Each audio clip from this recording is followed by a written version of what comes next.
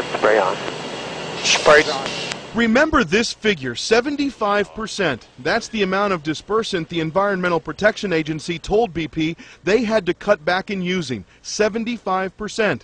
That was about a month ago, and the EPA made it known they were taking a hard line, really being tough. Made it clear to BP last night that we expect nothing less. We expect to see a substantial reduction in the overall amount of dispersant used. The EPA and Coast Guard say BP mostly complied, reducing its dispersant usage by 68%. But did they really? Turns out, not really. We crunched the numbers. According to dispersant data released daily, between April 30th and May 26th, an average of more than 25,000 gallons of dispersant were used each day. Since May 26th, the day EPA directed BP to cut back, the daily average use has only dropped to a little more than 23,000 gallons a day. That's only a 9% drop. Gulf Coast environmentalists say federal agencies like the EPA and the Coast Guard haven't been tough enough on getting BP to scale back dispersant use. This has never been done.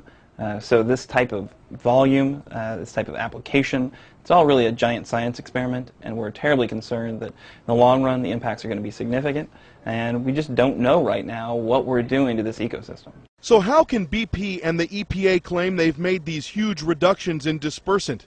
Turns out the devil is in the details. That EPA directive reads, BP should reduce dispersant application by 75% from the maximum daily amount used. The maximum daily amount.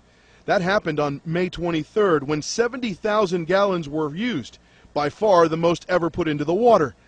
So they have significantly reduced the amount of dispersant used based on that one single day, but on average the decrease is much, much less.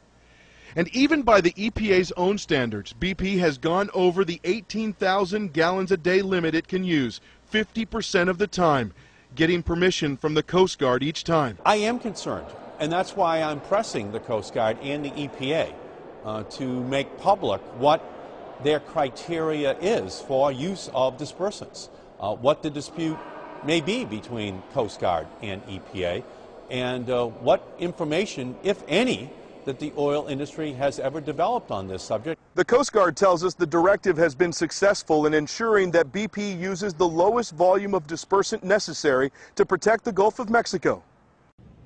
EPA officials argue they deserve credit for limiting the amount of dispersants used in the Gulf of Mexico. They point toward that 70,000 gallon a day mark, and they say that that would have become the standard had they not stepped in a month ago to control the dispersant use in the Gulf.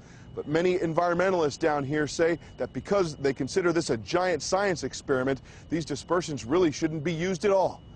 Ed Lavandera, CNN, New Orleans.